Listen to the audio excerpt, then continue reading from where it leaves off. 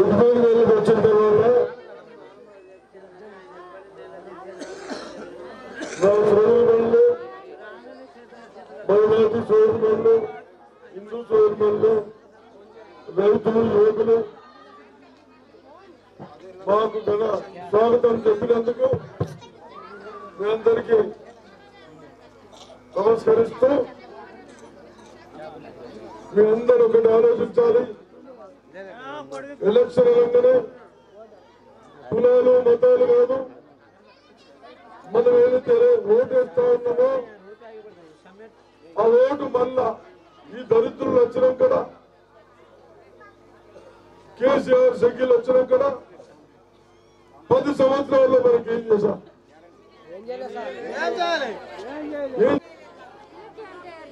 మనం ఎంత బాధలో ఉంటాం. 1 సంవత్సరం పండుకుంటే 2 నెలల మధ్యలో బాగులు లేదు. ఇదంతే. కాబట్టి ఏమి చేయలేదు. నిత్యావసర వస్తువులు నూనె, పప్పులు, ఉప్పులు ఆకాశాన్ని కనిపించు.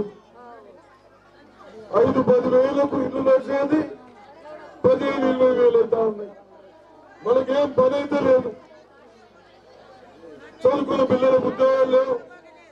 షుగర్ ఫ్యాక్టరీ బంధు. వీడు 100 రోజుల పేరు కానీ 100 రోజుల పని పోతే తిండికి లెక్కన పోతున్నాం.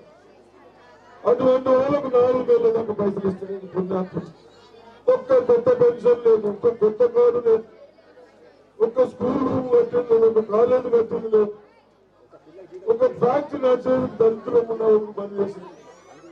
ఇవన్నీ ఎవరు చేసిండ్రు? మనం ఓటేసిన చేసి. ఎవరు? మనం ఓటేసినాం. ఇన్ని బాధలు పెట్టినాడు. మళ్ళా ఎలక్షన్లకు వస్తా ఉన్నాడు. 5 సంవత్సరాలకు 30 తారీఖు నాడు వస్తా ఉన్నాం. ఓటేసుడు ఆలోచన చేయాలి. లేకుంటే మళ్ళీ 5 సంవత్సరాలు బాధపడతాం. బీజేపీ అయితేనేమి, టీఆర్ఎస్ బీఆర్ఎస్ అయితేనేమి, కేసీఆర్ ఏమో మంచిగా తీసే మాటలు చెప్తూ తెలుసుకున్నాడు. ఆ దరిద్ర మాటలతో కనుమడుతేనేమో పర్వాలేదు. ఆ మాటలతో కనుమలు నిండాయి కదా. మనకు పని కావాలి. పని అయితేనే మనం బాగుంటాం, మన పిల్లలు బాగుంటాం. మరి ఇప్పుడు మనం పని చూపిస్తలేము. ఈ గ్యాస్ సిలిండర్ ఉన్నాయి. ఎంతుంటే 400 భరోసా 400 1200. ఇది కులాల షకీల్ కవిత ఉన్నది. ఆమెతో పనిలేదు.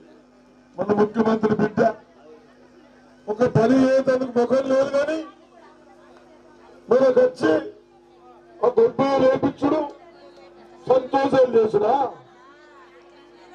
మరి మీరు గతనే గొప్పలు వేసుకుంటే సంతోషపడితే మీ అయ్యకు నౌకరీ ఎందుకు, నీకెందుకు అమ్మ తీసేయండి ఆ నౌకరీలు. గొడ్డమ్మతోనే కరువు నిండుతా అంటే అందరూ ఆలోచించాలి. 2 రోజులు మనం పిచ్చోళ్ళు చేస్తారు. చిన్న బండి వస్తే, అంబులెన్స్ వస్తే కష్టమవుతుంది, బస్సు వస్తే కష్టమవుతుంది.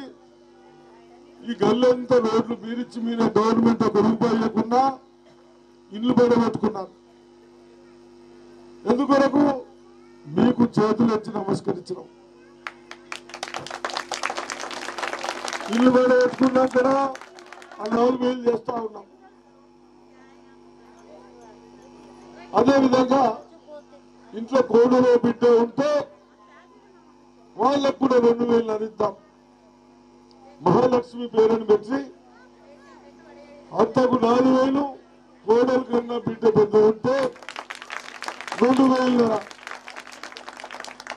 ఒక ఇంటికి 6 వేలు వస్తున్నాయి. एक आदमी को बड़े लोगों को 4,000, बहू को 2,500 रुपए देंगे. एक घर में 6,500 आ रहा. वो दे दो आप लोग. అట్లనే బస్సులు ఈ పుణ్యాత్ములు వచ్చినాక డీజిల్ బిజులు పెంచి మన ధరలు పెంచి ఇల్లు 10,000 5,000 నడుస్తలేదు. దాన్ని దృష్టి పెట్టుకొని నా అక్కలకు చెల్లెళ్లకు లేడీస్ ఔరత ఆడోళ్ళు ఎటువైనా బస్సు ఫ్రీ.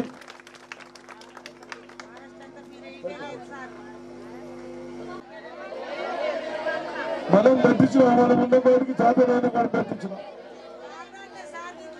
ఇప్పుడు మీ సొంత ప్లాట్లుంటే 5 లక్షల రూపాయలు ఇద్దాం. ఎన్ని?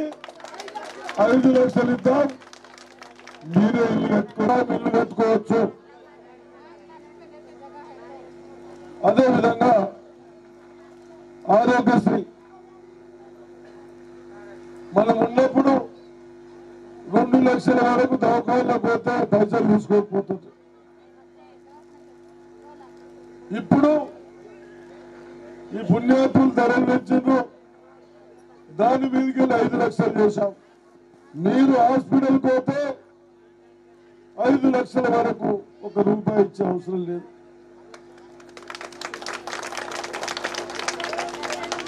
महीना का 1 महीना को लगाए, पैसा ज्यादा हो रहा बोलते 500 को 1000 दिखे तो 2 महीने को अब बोलते बोलते वो 500 2 महीने करा. उस वास्ते वो देखते हुए అది చూసుకుంటూ మీ అందరికీ 200 యూనిట్ల వరకు కరెంటు ఫ్రీ, కరెంటు బిల్లు కట్టేది. आप लोगों के वास्ते करंट फ्री, एक पैसा भरने का नहीं. మనం చేస్తా ఉన్నాం. నేను ఈ కాలువ అదేం కాలువ ఉంటుంది మనకు ఆటోలో దొరికేది ఆ బాకీలు కట్టకపోయిన రూపాయి పడుతున్నాయి. ఇవన్నీ 2 లక్షల వరకు ఫ్రీ చేసేద్దాం. లోన్లన్నీ మాపడతారు, మాఫీ చేద్దాం. 100 రోజులు పడిపోతారా? ఎక్కడ చదివేందుకు బయట పోయేందుకు 5 లక్షలు ఇచ్చి అది చేద్దాం. ఇది మనం కాంగ్రెస్ పార్టీ వస్తుందంటే ఊరికి వస్తుందా లేక నడుచుకుంటూ వస్తుందా?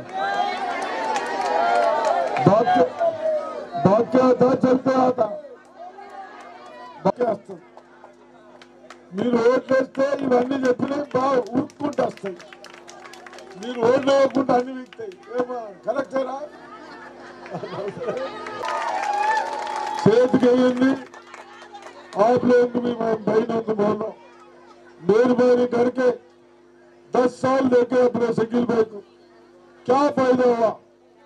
मैं सुदर्शन रेड्डी हूँ, मैं ऐसे आप लोगों को ज्यादा करा उससे ज्यादा. अब काम करने के नहीं है मगर आप लोग तकलीफ दे रहे. जो आदमी काम नहीं करता चुप सदा था, उसको इलेक्शन में से कुछ बोलने के नहीं है, हमको सिर्फ वोट दबाने के होता ही. मेहरबानी करके वो करो. आशिस्ता होना. जय हिंद, जय कांग्रेस.